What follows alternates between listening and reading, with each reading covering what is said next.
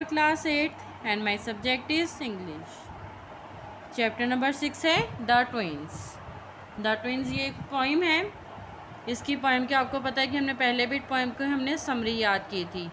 तो ये the twins poem है, तो इसका मतलब क्या है? जुड़वा। ट्विंस का मतलब आपको भी पता है कि जो दो एक जैसे हों। इसके देखते हैं ट्रांसलेशन में क्या कहा गया है। पहले उसके वर्ड मीनिंग के कुछ दिए गए।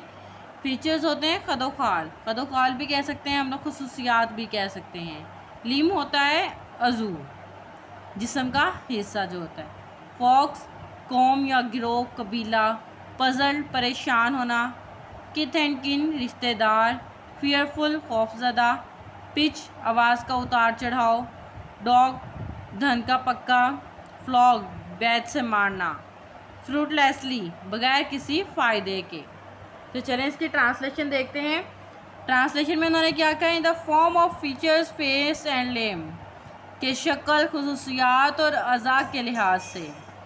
आई ग्रू सो लाइक माई ब्रदर्स, मैं अपने भाई जैसा पैदा हुआ। The folks got taking me for him, लोग मुझे उसकी जगह समझते हैं।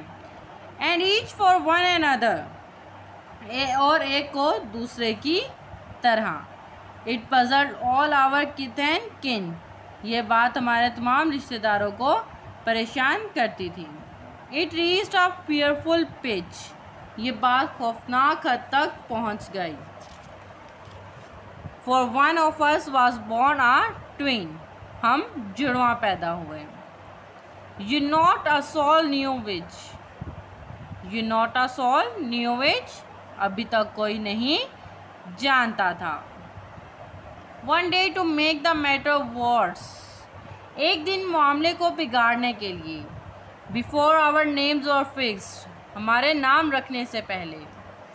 As we were being washed by nurse, जो ही नर्स हमें नहलाने जा रही थी। वी गॉट कम्प्लीटली मिक्स्ड, हम मुकम्मल तौर पर एक जैसे हो गए। और रादर नर्सिज्म, वेम का मतलब होता है पागल होना। नर्स या नर्स का बिफोर और रादर नर्सिज्म के या नर्स का पागलपन था। My brother John was named me, मेरे भाई जॉन का नाम मेरा नाम रखा गया। And I was named him, और मेरा नाम उसके नाम पर रखा गया। This fatal likeness over dogged, इस खतरनाक मुशाबत से हर कोई धोखा खाता। My footsteps when at school, जब मेरे कदम स्कूल में पड़े। And I was always getting flogged, और मुझे हमेशा सज़ा मिलती थी। फ्लॉग का मतलब क्या होता है? सज़ा मिलना। For John turn out a fool, John गलती करता था। I put this question fruitlessly, fruitlessly मतलब बेकार, मैं यहाँ लेके सामने बेकार सवाल रखता हूँ। To every one I knew, उस हर एक को जिसे मैं जानता था। What would you do if you were me, कि अगर तुम मेरी जगह होते तो क्या करते। To prove that you were you, ये साबित करने के लिए तुम ही हो।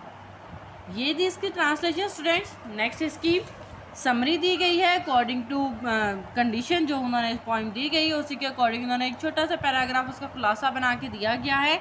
वो है, this is very interesting poem about the twins. It is told that the people got puzzled to see the twins, they look like almost the same. ये उसमें जैसे हमने पढ़ा है पोइम में, वो कह रहे हैं कि ये जुड़वा बच्चों की एक कहानी है। इंटरेस्टिंग पोइम मतलब इंटरेस्ट लेने वाली ये कहानियाँ। और इसमें वो क्या कह रहे हैं? It is told that the people got puzzled to see the twins, और इसमें बताया गया है कि लोग जो हैं वो जुड़वा को देखकर परेशान हो जाते थे, हैरान हो जाते थे, पजल हो जाते थे। दे look like almost the same, वो दोनों एक मुकम्मल तौर पर एक जैसे दिखते थे। व्हेन दे वर बॉर्न, जब वो पैदा हुए। They were mixed up by a nurse, जब वो पैदा हुआ तो एक नर्स के ज़रिए से मिक्सअप हो गए। जैसे हमने स्टोरी में पढ़ा है कि नर्स भी पागल हो गई थी, वो एक को नहला के आई थी, तो जॉन, जैसे कि नाम पढ़ा था हमने कि जॉन जो है वो मिक्सअप हो गया था।